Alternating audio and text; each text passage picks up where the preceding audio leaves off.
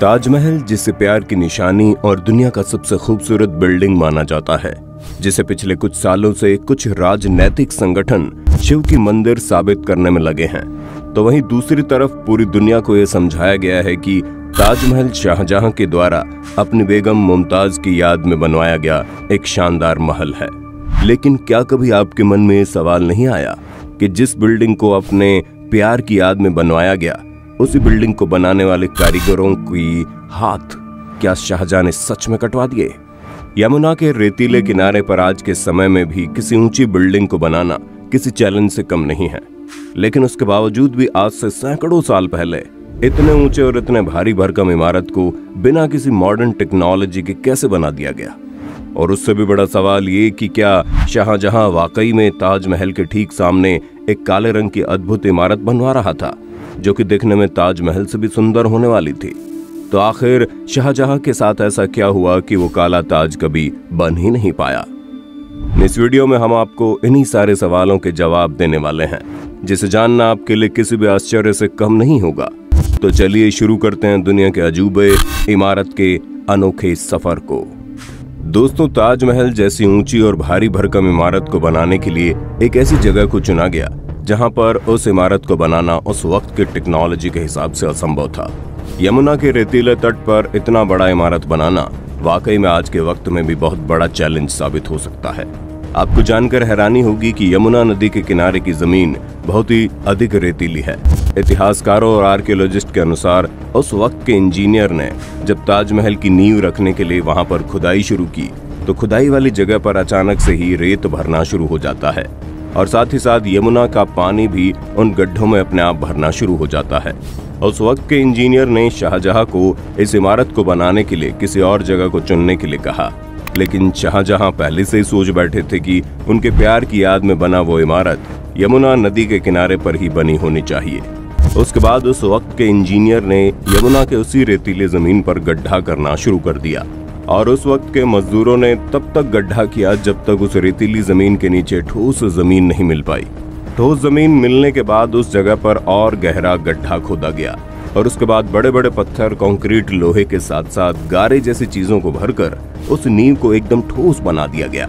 और अब यमुना के उस रेतीली जमीन पर एक ऐसी मजबूत नींव तैयार हो चुकी थी जिस पर ताजमहल से भी ऊंचा बिल्डिंग बनवाया जा सकता था। आपको जानकर हैरानी होगी कि उस वक्त के इंजीनियर ने ताजमहल की नींव में खास तरीके की लकड़ी का प्रयोग किया था। उस लकड़ी में जितना पानी पड़ता था, वो लकड़ी उतनी ही मजबूत होती चली जाती थी। यही वजह थी कि ताजमहल की नींव और मजबूत हो चुकी थी। यकीन मानिए, आज की एडवांस टेक्नोलॉजी भी इस तरह के तरीकों का इस्तेमाल के बारे में सोच भी नहीं सकता, जो आज से सैकड़ों साल पहले इंजीनियर ने सोचा और किया। उसके बाद शुरू हुआ उस नींव के ऊपर ताजमहल जैसी इमारत को खड़ी करने की कहानी।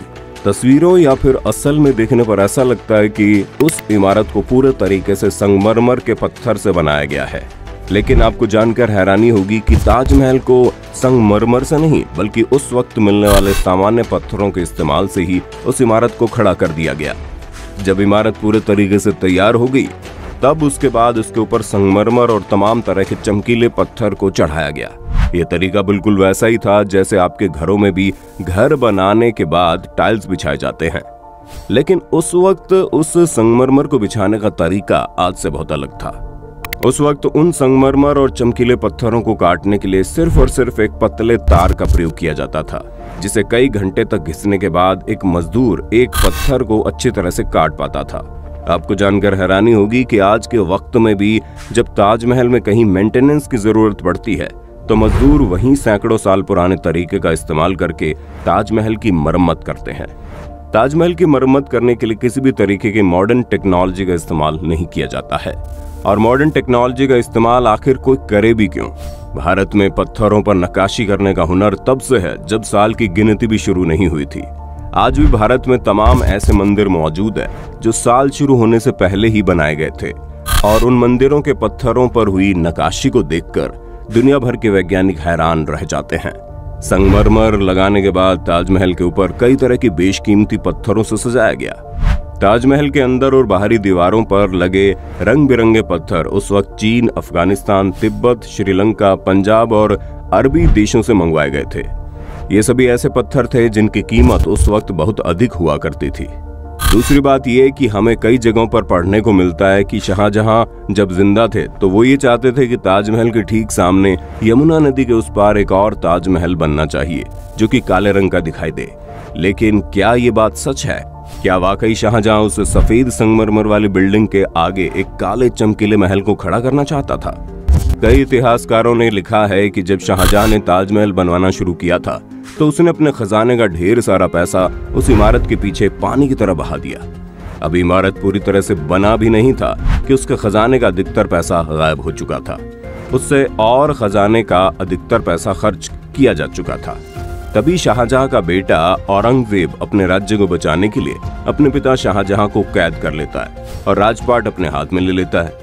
आपको जानकर हैरानी होगी कि उस वक्त शाहजहां ने ताजमहल के पीछे 4 करोड़ से भी ज्यादा का खर्चा कर दिया था, जिसकी तुलना आज के वक्त में करें तो ये कीमत 5700 करोड़ से भी ज्यादा की आएगी। तो उस वक्त जब एक ताजमहल को बनवाने में ही शाहजहां को अपनी गिरफ्तारी देनी पड़ी, तो ऐसे में दूसरा ताजमहल बनाना जो ताजमहल से भी शानदार दिखना चाहिए, ऐसा शायद ही पॉसिबल था। कुछ इतिहासकारों ने लिखा कि दूसरे ताजमहल का काम शुरू भी हो गया था। इसी बात को प्रूफ करने के लिए एक अमेरिकन रिसर्चर ने उस जगह पर 10 सालों तक खोज की, लेकिन उसे ऐसा एक भी सबूत नहीं मिला जिससे ये बात साबित हो सके कि सामने के ताजमहल के ठीक सामने यमुना के उस पार एक और काला ताजमहल बनाया जा रहा था। जिससे एक बात तो साबित हो जाती है कि ये महज एक झूठी कहानी हो सकती है जो इतिहास के साथ छेड़छाड़ करने वाले लोगों ने बनाई हो। खैर दोस्तों, आपको क्या लगता है, क्या वाकई उस वक्त शाहजहां ने ऐसा कुछ सोचा होगा और ऐसा कुछ करने का आदेश दिया होगा? आप कमेंट करके बताइएगा। एक बात और जो ताजमहल से जुड़ी बातों में सबसे अधिक चर्चा का विषय बनती है वो ये कि शाहजहां ने जब ताजमहल को बनवाया तो ताजमहल बनाने वाले सभी कारीगरों के हाथ काट दिए गए थे ताकि पूरी दुनिया में ऐसी कोई इमारत दोबारा न बन पाए। दोस्तों, आपको बता दूं ये बात महज एक अफवाह है। इस अफवाह को किसने और कब उड़ाया ये किसी को भी नहीं पता। आखिर प्यार के नाम पर जिसने इतनी सुंदर बिल्डिंग खड़ी करवा दी हो वो ऐसी क्रूरता कैसे कर सकता है? खैर, ये तो रहा कि इमोशनल एंगल, लेकिन इसका हिस्टोरिकल प्रूफ ये है कि कई इतिहासकारों ने कहा है कि जिन मजदूरों और इंजीनियर ने मिलकर उस वक्त ताजमहल का निर्माण किया था उनमें से अधिक इंजीनियर और मजदूरों ने मिलकर बाद में लाल किले को भी तैयार किया था। अब आप सोच सकते हैं कि अगर उन मजदूरों के हाथ कटवा दिए गए होते तो क्या दिल्ली में बना लाल किला कभी तैयार हो पाता? ताजमहल से जुड़े एक और हैरानी की बात यह है कि पूरी दुनिया आज ताजमहल को जिस तरफ से देखती है और ताजमहल को देखने के लिए जिस तरफ से एंट्री करती है वो ताजमहल के सामने का भाग नहीं बल्कि ताजमहल का ऑपोजिट डायरेक्शन है। ताजमहल के सामने का एक भाग नदी के किनारे वाला भाग है और नदी के तरफ वाला भाग ही ताजमहल का मेन गेट है, जहां से शाहजहां और उस वक्त के शाही लोग ताजमहल के अंदर जाया करते थे। लेकिन समय के साथ साथ इतनी भीड़ को अंदर लाने के लिए नदी के तरफ वाले गेट से एंट्री करना संभव नहीं था।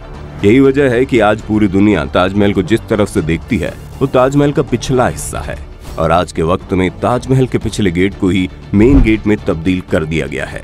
लेकिन यकीन मानिए, ताजमहल के सामने का हिस्सा पिछले हिस्से से भी कई गुना ज्यादा सुंदर है। उस वक्त शाहजहां ने ताजमहल में एंट्री करने के लिए 4 दरवाजे बनवाए थे। सबसे पहला पूर्वी दरवाजा, जिसे शाही दरवाजा भी कहा जाता है। नाम से ही साफ हो जाता है कि इसमें सिर्फ राजघराने के लोग ही एंट्री कर सकते थे। दूसरा पश्चिमी दरवाजा, इस दरवाजे से सामान्य पब्लिक की एंट्री करवाई जाती थी। तीसरा दक्षिणी दरवाजा, जो कि वहां काम करने वाले मजदूरों और इंजीनियर्स के लिए बनवाया गया था। और चौथा दरवाजा ये एक तरह से ताजमहल के अंदर जाने का मुख्य दरवाजा है। आपको जानकर आश्चर्य होगा कि ताजमहल के ऊपर गुंबद पर जो भाले जैसी आकृति दिखाई देती है वो ब्रिटिश साम्राज्य से पहले प्योर सोने का हुआ करता था, लेकिन अंग्रेजों ने जाते जाते ताजमहल के गुंबद पर लगे उस सोने को भी उखाड़ कर अपने साथ ले गए। अब आप सोच सकते हैं कि बिना इस आकृति के ताजमहल कितना खाली खाली लगता होगा। यही वजह है कि बाद में भारत सरकार ने खास तरह की धातु से बनी उस आकृति को वापस से लगाया, जिसकी ऊंचाई 31 फीट से ज्यादा है। तो दोस्तों, अब तक आपको समझ में आ गया होगा कि आपने ताजमहल से जुड़े किन किन अफवाहों का सामना किया है। कभी हाथ काटने जैसी बात, तो कभी ताजमहल के जैसे एक और ताजमहल बनने की बात, और कभी कभी ये भी कि ताजमहल शाहजहां ने नहीं बल्कि उससे भी पहले किसी हिंदू राजा ने बनवाया था, जो एक शिव मंदिर हुआ करता था। हालांकि ऐसा कोई भी फैक्ट अब तक सामने नहीं आया है जिससे ये बात पूरी तरह से साबित हो सके।